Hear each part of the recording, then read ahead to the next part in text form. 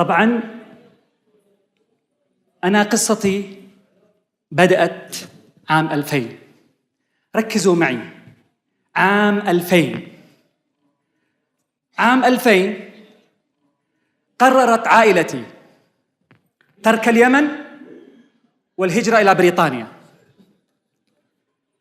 طبعاً قبل أن أترك اليمن كنت مثل أي شاب يمني، في شيء من الطموح، في شيء من الإصرار، في شيء من الأمل،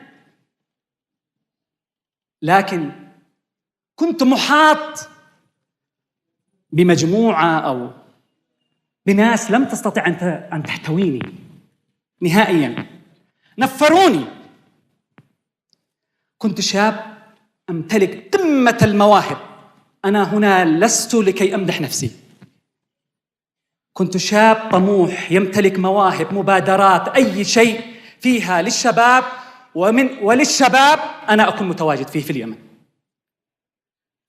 لكن تقطعت بي السبل، وجاء هذا مع قرار العائلة للهجرة إلى بريطانيا. ذهبنا إلى بريطانيا. طبعاً أنا المرحلة التي كنت فيها في اليمن سميتها المرحلة الهلامية أو فوضى الأفكار، لأنه كان عندي عدة أنشطة، وكان عندي عدة فعاليات وعدة طموح وعدة وعايز أوصل. طبعاً أرجع شوية لخبطتكم. أرجع، العائلة قررت السفر إلى بريطانيا. ذهبت إلى بريطانيا، جلست مع نفسي، عايز أستفيد من أخطاء اللي كانت في اليمن. كانت لحظات يجب أن أتخذ فيها قرارات، كانت لحظات أقف مع نفسي. فتحي، إيش تشتي؟ What you wanna gain in life؟ إيش عايز أن تربح في حياتك؟ إيش عايز تكون؟ سألت نفسي هذا السؤال في قصاصة، في ورقة طويلة، والله يا شباب كتبت فيها عدة أشياء. طبعاً مثل أي شاب يمني كتبت فيها أشتي بيت، أشتي سيارة، أشتي وظيفة، أشتي أتزوج. طبعاً البديهيات اللي بيفكروا فيها الشباب، البديهيات أو متطلبات الحياة للعيش الكريم. لكن كل هذه الأشياء اللي كتبتها في هذه القصاصة ما كانت الشيء الذي كان بداخلي. هل هذا الشيء الذي أنا أشتهيه؟ لا.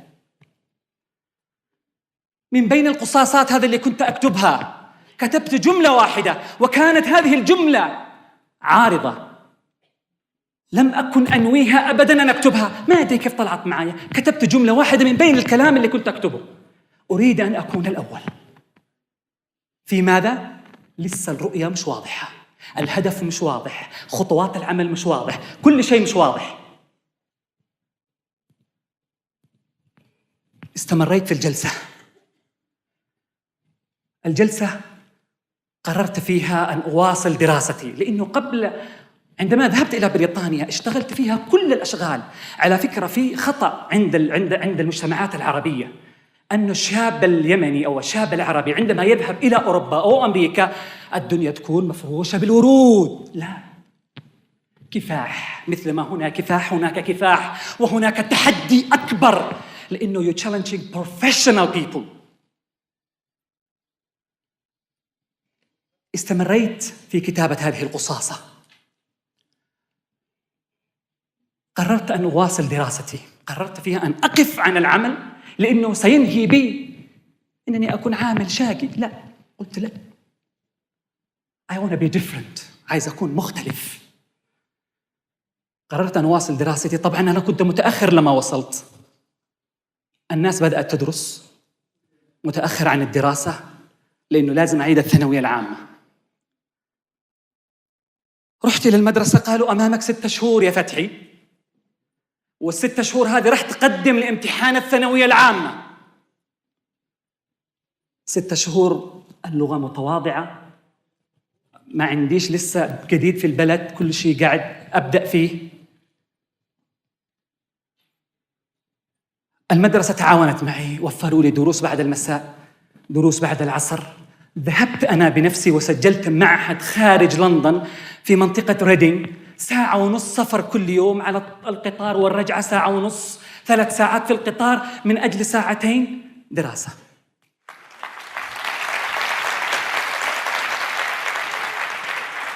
استمريت في هذا العمل الدؤوب، استمريت في هذا الإصرار، وانتهت ال6 شهور. وكانت المفاجأة يا جماعة، أخذت الأول على الدفعة في منطقة إيلينغ في لندن.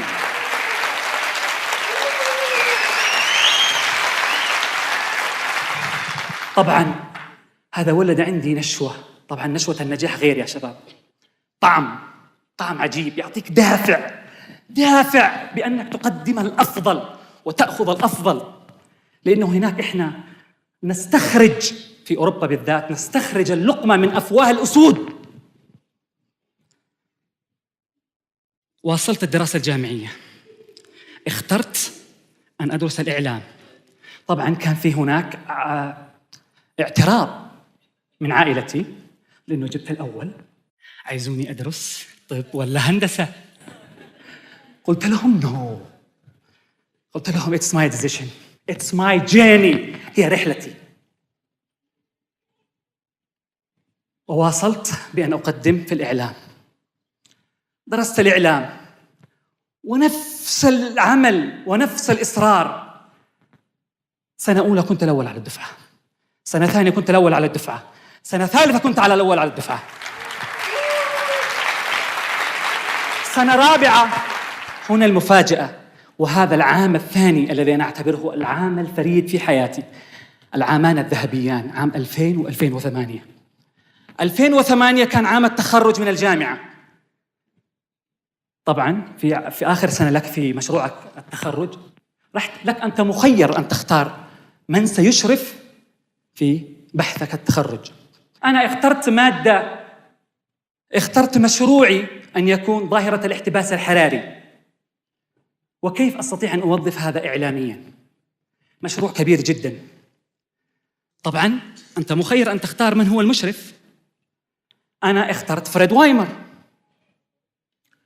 فريد وايمر الناس كلها نبهتني وخوفتني منه، قالوا هذا أصله يهودي، انتبه يا فتحي، هذا رجل متعجرف، هذا رجل شديد، هذا مش عارف إيش، وهذا وهذا وهذا. أنا أصلاً رجل لا أؤمن بنظرية المؤامرة نهائياً.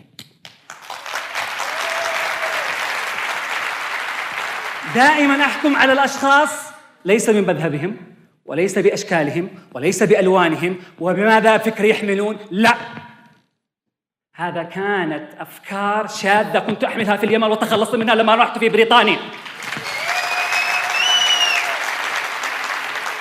تعاملت مع فريد كإنسان، وقلت للشباب لا، هو رئيس القسم وراح اختاره هو.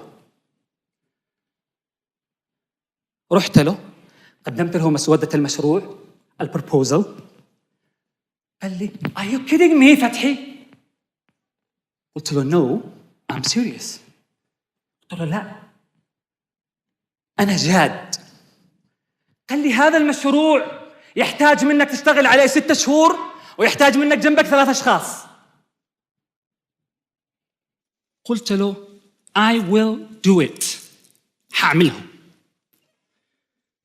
قال لي up to you، لكن شوف أنا حتجي لي بعد 2 شهر، بعد 2 شهر إذا جيت والمشروع حقك مش مكتمل، أنا أحاول أن أقلص المشروع ونجعله بحجمك. لكن الرجال لم يعرف أنه حجمي كبير وفكري كبير.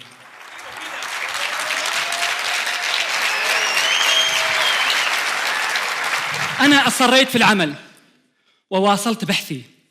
وأقول لكم سر، في سنة ثالثة وسنة رابعة في الإجازة الصيفية ل4 شهور استثمرتها وأنجزت العمل 50%.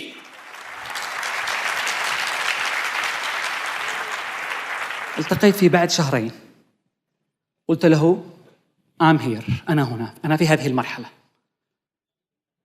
قال لي well done فتحي, go ahead and finish your project. well done, ممتاز يا فتحي, وكمل مشروعك بنفس النهج اللي أنت شغال فيه. حصلت حادثة في هذه الفترة. للأسف الشديد والدتي مرضت مرض شديد, جاءتها جلطة, وعلى إثره نقلوها إلى المستشفى. واستدعى الأمر أن أترك كل شيء ورائي وأروح أجلس مع والدتي. فعلا تركت كل شيء ورائي وذهبت وجلست مع والدتي. فريد وايمر اللي كانوا ينبهوني منه كان يتصل علي كل يوم يطمن على والدتي, وقال لي فتحي don't worry, لا تقلق, لا تقلق, لما ترجع حنحل المشكلة. لأنه أنا 6 أسابيع متأخر جدا عن المشروع, وكل يوم على حسابي. بعد 6 أسابيع تماثلت أمي للشفاء, وعدت إلى لندن. طبعا متأخر, رحت لعند فريد وايمر, قلت له أنا متأخر, وقال لي شوف أنا بعطيك 2 شهر إضافيين تخلص فيها مشروعك. كملت بنفس الإصرار, وكانت المفاجأة مشروعي التخرج في عام 2008 حصل على أفضل مشروع في جامعة اللي كنت أدرس فيها وأعلى وسام في الجامعة. مشروعي التخرج حصل على أفضل جائزة في لندن اسمها سكاي جرين أووردز, حصلت عليها. مشروعي التخرج حصل على أفضل مشروع في نيو ديزاينرز يوث أنيميشنز.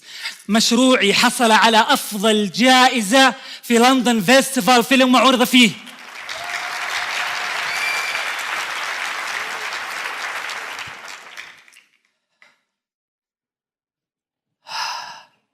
طبعاً ما زالت النشوة النجاح موجودة, وأعطاني هذا دافع أكبر بأن أقدم الأفضل وأخرج كل ما أملك من قوة وأستمر. في إحدى المرات وأنا ذاهب بالقطار من ريدينغ 1.5 ساعة وأنا عائد 1.5 ساعة, وقفت المحطة في ستيشن اسمها وايت سيتي. الناس اللي people who familiar with London they might know. وقفت في مبنى معروف قد مكتوب فيه. طبعاً مبنى ضخم جداً في لندن, من أكبر مباني الضخمة في لندن. كان في زميلي جوربريت جنبي, قلت له جوربريت, قلت له إيش هذا؟ قال لي هذا مبنى البي بي سي. قلت له واو. قلت له جوربريت one day I'll be working here. قلت له جوربريت أنا يوماً ما سأعمل هنا. الرجال ضحك, قال لي أوكي, يعني تعرف الغربيين لما يضحكوا عليك ويقول لك يا طيب تمام. أنا كنت جاد, ما كنت أمزح, هو حاسبني أنني أنا ممازح, كنت جاد. في 2008 بعد التخرج وبعد النجاح اللي حصلت فيه, أنا توظفت في البي بي سي كصحفي متدرب في البي بي سي إنجليش.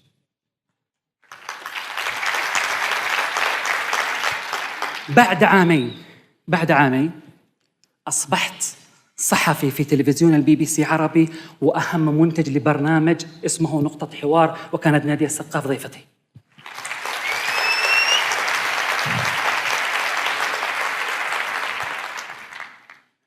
طبعاً كل هذا كونت خبرة لا بأس بها, 5 سنوات أو 6 سنوات في الإعلام, وبعدها حضرت مؤتمر في جامعة سوربون في فرنسا, ونلت إجازة في التدريب في الإعلام الجديد. الخبرة التراكمية ال5 سنوات والإجازة في التدريب في الإعلام الجديد ولد عندي هاجس, ولد عندي هم النهوض بالإعلام, وأن يكون شيء مساهم في الإعلام من قبلي. لأنه أنا اكتشفت هناك في جاب, ولازم أن تكون هناك مبادرات ومبادرات فعالة وجادة في التغيير في الإعلام. فأسست مركزي في لندن للتدريب لكي أستطيع أن أغير منه شيء بسيط في الإعلام، وهذا أصبح مشروعي الطويل، مشروعي الأمل. في النهاية يا شباب، أنا خرجت ب4 فوائد من رحلتي هذه. 1، الإصرار وعدم النظر إلى الخلف. قدم كل ما تملك، لأنه أنا في الماضي لما كنت في اليمن الرؤية غير واضحة، رؤيتي كل شيء ما كان شيء واضح، كنت عايش في حالة ضبابية، ما كان فيش تحديد للأهداف، فيجب أن نحدد الأهداف، رؤية واضحة، تحديد الأهداف، عمل وتنفيذ خطوات عملية لتنفيذ هذه الأهداف، ثم التوكل على الله.